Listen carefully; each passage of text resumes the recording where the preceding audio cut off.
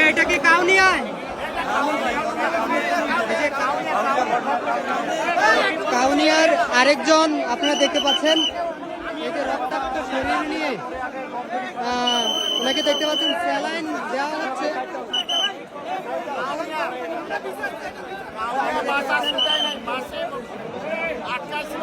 আমাদেরকে কেউ দাবায় রাখতে পারবে না। আপনি দেখতে পাচ্ছেন এই রক্তাক্ত শরীর নিয়ে, স্যালাইন নিয়ে ওনার মাথা ফাটিয়ে দিয়েছে। এই অবস্থায়ও সমাবেশে অংশগ্রহণ করেছেন।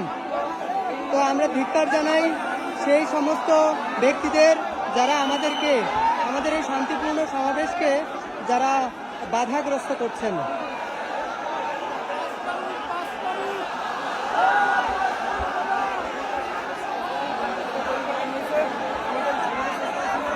হবে সমাবেশ, সময় আলে হবে, আর 10 মিনিট সময় আলে হবে, আর 10 মিনিট 10 মিনিট 10 মিনিট 10 মিনিট পরই আমাদের আন্দোলন শুরু হবে।